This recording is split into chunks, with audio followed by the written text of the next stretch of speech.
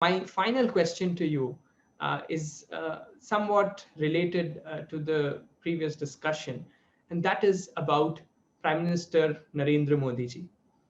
Can you tell us why he is important for the Dharmic civilization?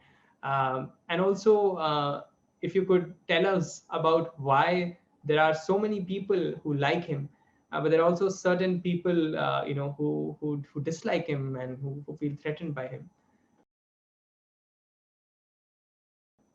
Yes, very important because these are leading energies in the country today. Now, Narendra Modi was part of a longer movement that's come up in India. In fact, basically, as we said, the independence movement was very strong. It was also a Bharatiya Renaissance, a Dharmic Renaissance. And then it got suppressed under the Nehruvian rule. And then it gradually started to come up again in various ways, including with the global spread of all the yoga, Ayurveda, Vedanta, Buddhist traditions. So he represents the ascendancy of that return to India's independence movement inspiration. So it's not something coming from the outside, it's going back to roots of India's real independence movement and continuing that, bringing out then the value of Bharatiya traditions, International Yoga Day, Ayurveda, honoring temples. Can you imagine India as this great traditional majority country, and the prime ministers would not visit temples, they would not look like they were traditional people, they would not honor their own traditions. See, Modi ji has broken that mold, honoring Shiva. Honoring Shiva has nothing to do with going against one group or another. If we look at the oldest seals coming out of Harappa, we have Pashupati, we have the Lord of the Animals, we have Shiva and Siddhasana. It is a great heritage there. But Modi ji's extended that diplomacy. He's reached out to the entire world. He has more connections with, he's hugged more world leaders, we might say, than anyone else. He's been honored by Saudi Arabia and the Islamic world, by Japan, all throughout Europe, so many places. He's one of the main ecological leaders in the world today. And so he's brought India back to the world stage. He's also raised India economically, politically, and also militarily, which is very important in the type of world that we live in today. In India itself, of course, he's done so much to help the poor with the sanitation, with the power, with the electricity, with the education, with raising women on various levels, women in the government and the military. So he's brought about not just simply kind of a return to India's past, but a futuristic view of a united and integrated India that honors the past, but also looks towards the future and has a global vision of Bharat and is willing to work with everyone. I mean, what other leader can meet with the presidents of whether it's Obama, whether it was Trump, whether it's Macron, Merkel, Putin, even with Xi of China, he had so many meetings, Abe of Japan, the Shah, I mean, the Ayatollah of Iran, I mean, there's all the Saudi kings, all of that. He's been in communication with everyone. He's not excluding anyone, and he's not demanding an ideology from anyone. So let's then go to the India context. And here I want to make it very clear. Since 2014, Narendra Modi has been the most democratically popular leader in the entire world, and he's received the most democratic votes of any leader. In fact, very few leaders in the world are getting 2 terms now. Modi had a landslide election in India 2014, landslide election in 2019, and He's also been in so many local and state campaigns. He has been tested by democracy, and he has passed the test of democracy at so many levels. So to me, those people who claim that Modi is authoritarian seem to have trouble with democracy.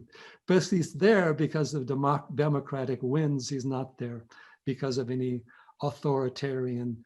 The only emergency in India of authoritarianism came from Indira Gandhi and the Congress party. So we must understand that. And then he's also gotten rid of the black money in India, which is a big problem. India had half of its economy or more in black money. Modern nation cannot survive economically that way. But a lot of people did have black money. And a lot of people have had trouble with losing that. It's changed the economy. It's changed a certain way property is done. He's removed a lot of the bribery. He's gotten rid of a lot of unnecessary middlemen, you might say. And then because his ascendancy of his ideas and his ability to inspire people, particularly the poor, the old elite of India, what we call the Lutyens elite or the old media, and particularly the certain communist socialist groups, have lost power. So they're quite unhappy with that situation. And so naturally, they're going to dislike Modi. Narendra Modi is a respectful leader. He honors everyone's birthday.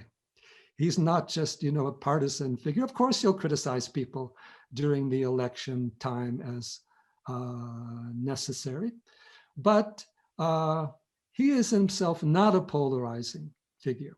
What's polarizing to people is losing some of their privilege from the past. And some of the groups that have lost that privilege are in academia. Some of the groups are in media. And so they will have their things to say. And certainly you can criticize. Democracy is open criticism. But I find it strange people shouting that Narendra Modi is authoritarian. Obviously, their voice is not being stifled. And of course, he's passed laws through Lok Sabha, Rajya Sabha. He's just not making emergency decrees upon the country. Supporting all branches of government, he made sure to have a very good legal ruling for the Ayodhya case. He didn't go forward with an independent prime ministerial judgment. He supported all the branches of the government and the state governments, honoring the different state governments involved. So he is a very important and crucial leader. In our media world today, everybody can be hated and reviled. You see that every political leader in the world, you can find their detractors. But Modi's staying power. India is the world's largest democracy. So I think more votes have been cast in favor of Narendra Modi and his party since 2014 than for any other party in the world. China's not a democracy at all. Pakistan, borderline, a lot of the Islamic world, not democracies. India is the world's largest democracy. Let's honor that democratic experiment, and that has brought out Narendra Modi. And if things are passed through legislation, they should be honored. Street protests should not substitute for legislation. It should be part of the process. So that is what I would say about Modi. And understand Modi's personality. As again, some people in the West like to say, oh, he's right-wing. If Modi's right-wing, why does he support ecology so much? Why does he support yoga, Ayurveda, all the alternative medicine? Why does he have a Gandhian socialist policy on many levels for protecting the poor? Why is he engaged with communication and diplomacy with every group in the world, including the Islamic world? You have to look at it. He's a poet. He's a philosopher. He was a yogi. He was a monk. So look at the personality involved. In the West, people are so caught in their local politics, they don't see what's happening in the world. And what's happening in India is rising. To understand India, you forget about right and left in the West. Go back to this idea of dharmic civilization and India's need to renew its civilization, its tradition, and to modernize them. Look at the embracing of science, technology, even the vaccine that's coming out of the Modi government, the forward looking there. So this is, I think, what we need to do. New India, other leaders are there, new leaders are there, but let's look at them in their own right and try to understand what they are doing. And here we see an awakening, very far to go yet, but we do see an awakening, a new India rising. And again, because of the going back to the inspiration of the independence movement gurus, Modi also honors Sri Aurobindo. He's doing back to Mahatma Gandhi for important activities today.